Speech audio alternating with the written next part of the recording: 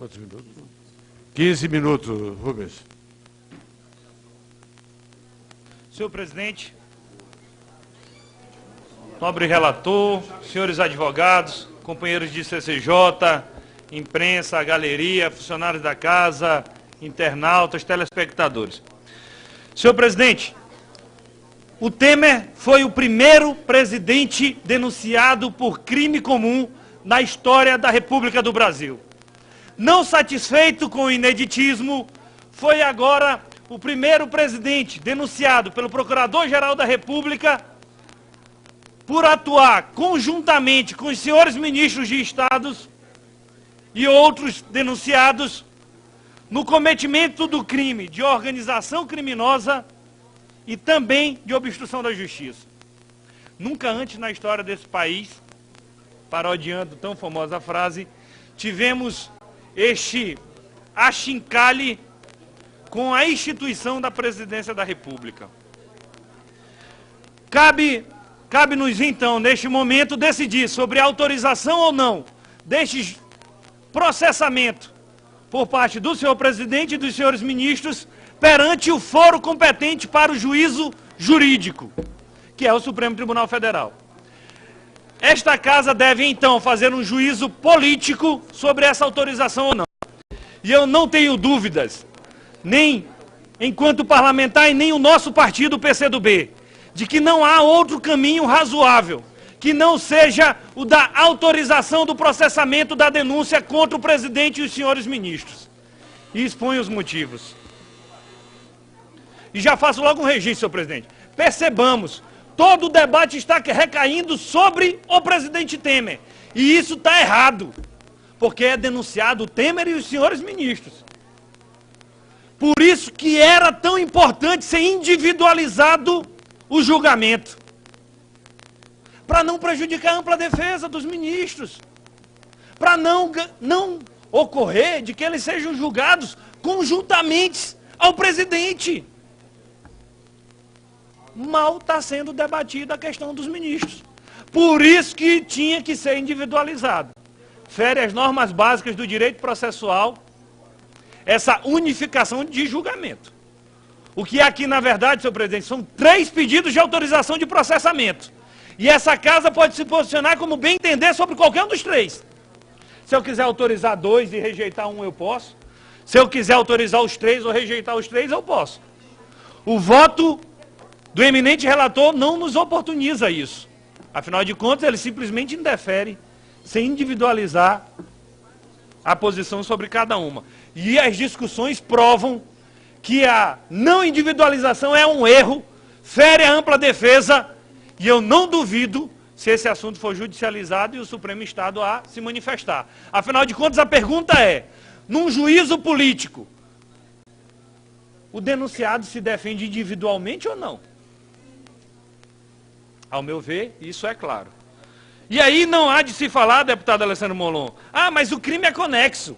Ora, senhores, nenhum dos denunciados se defende de um crime. E a gente já dá a tipificação de que é conexo. Por ser organização criminosa por excelência, é um crime conexo, tem que ser junto. Óbvio que não.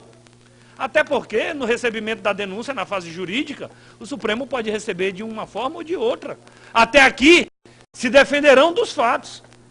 Quem dará a norma ao final é o Supremo Tribunal Federal.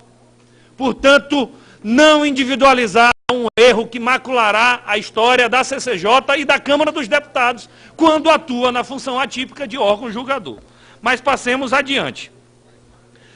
A primeira linha da defesa é dizer que os fatos são pretéritos ao exercício do mandato do presidente. Isso pode funcionar para a defesa jurídica. Juridicamente, o presidente não responde, é irresponsável pelos atos anteriores ao mandato. Mas é politicamente insustentável que não se defendam também dos atos anteriores ao período do mandato parlamentar. Em especial quando os fatos são igualmente graves. E, neste caso, não estão sendo denunciados pelos crimes cometidos lá atrás. A denúncia é pelo crime de organização criminosa.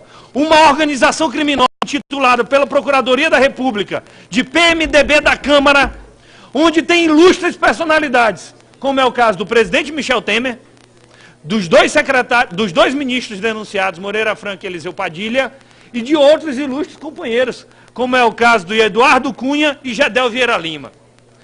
Ou eles não atuam conjuntamente, de forma organizada, há muito tempo perdurando os crimes até os dias de hoje. Cada crime individual pode ser processado no seu foro competente. A denúncia aqui que chega é de organização criminosa entre esses denunciados e que num julgamento político ninguém pode separar. Ninguém pode separar estes denunciados. A discussão é se tem crime. Porque que eles atuavam como uma organização, bando ou quadrilha, não estou falando quadrilha do Código Penal, no julgamento político não tem dúvida. Lembremos da seguinte frase: Temer é Cunha e Cunha é Temer. Quem disse isso? Foi um deputado de oposição? Não. Quem disse isso foi o senador Romero Jucá, presidente nacional do PMDB. Quem faz o link, o casamento entre Cunha e Temer é o presidente do PMDB, numa gravação considerada válida pelo Supremo Tribunal Federal.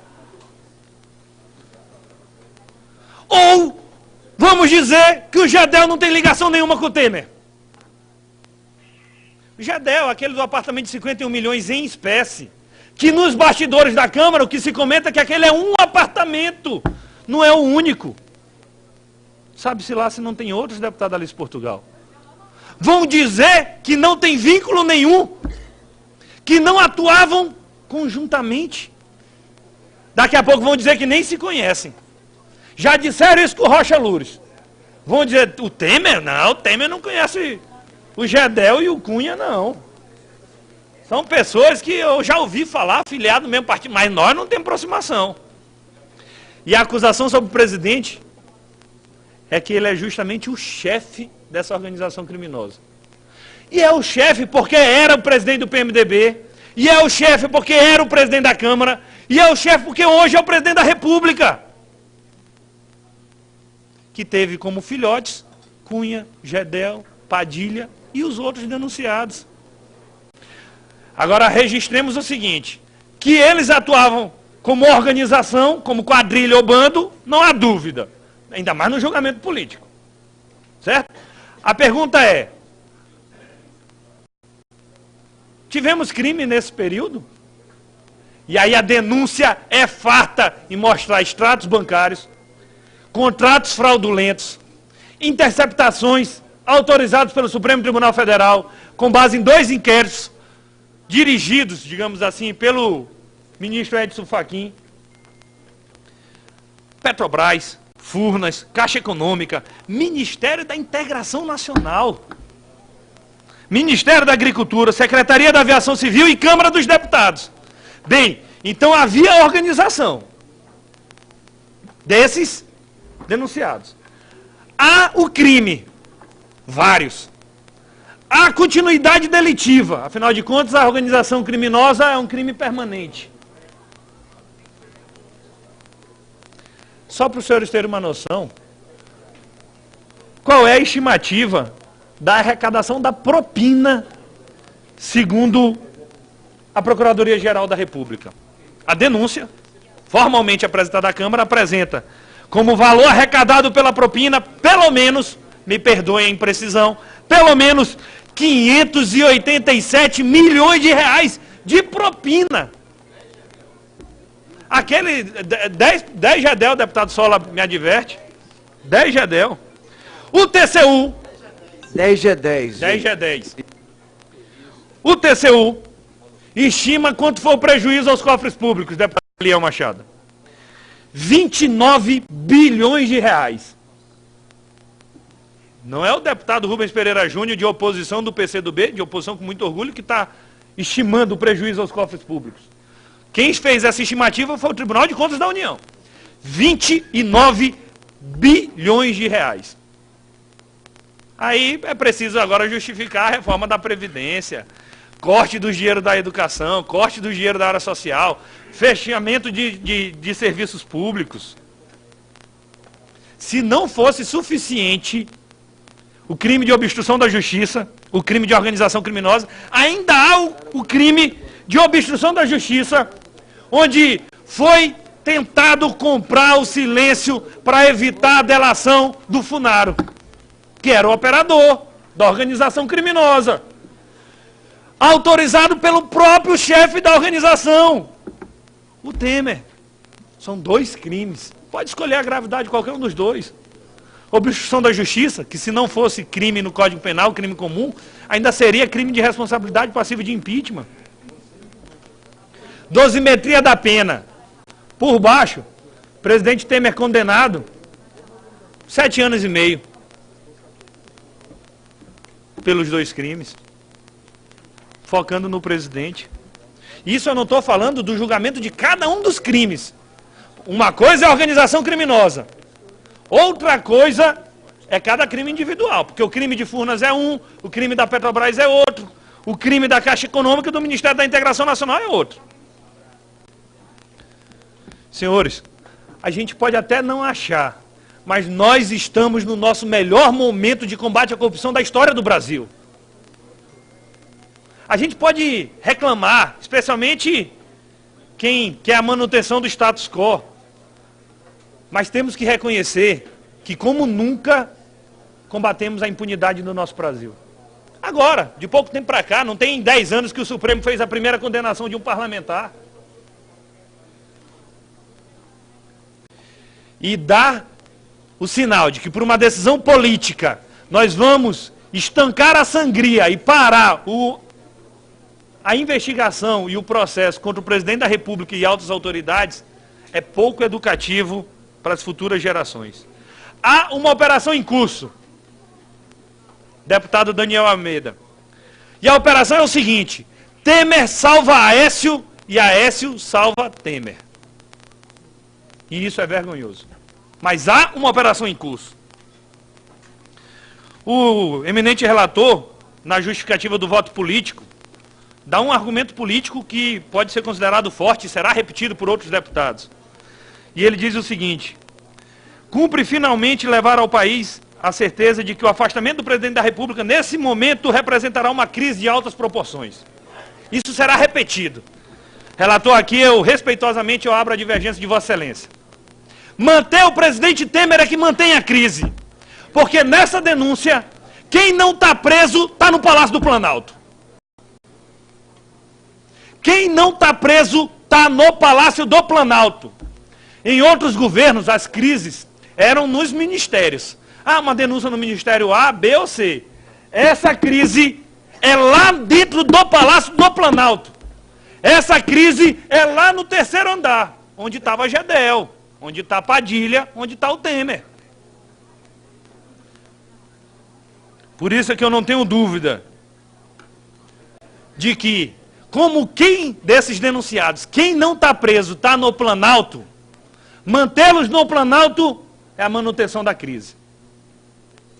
Combate à corrupção não traz crise para o Brasil. O que traz crise de 29 bilhões é a corrupção, não é o seu combate. Só que, infelizmente, nós temos que reconhecer que o governo Temer é tão fraco que talvez por isso ele fique. Explico. É um governo tão fraco que sucumbe a todos os argumentos do toma lá da cá. É tão fraco que quem quer se aproveitar, oportunista, está conseguindo ganhar tudo o que quer do governo Temer. A última agora foi do trabalho escravo, onde se flexibiliza a definição de trabalho escravo, em troca de alguns poucos votos aqui. É hora de muita pressão popular. O que eu tenho ouvido de deputado que está envergonhado por conta do primeiro voto e que agora está prometendo abstenção, a sociedade saberá que a abstenção nesse caso é proteção ao Michel Temer. E é por isso que nós votamos contrário à manifestação do relator e favorável à autorização do processamento de todos aqueles denunciados pela Procuradoria-Geral da República.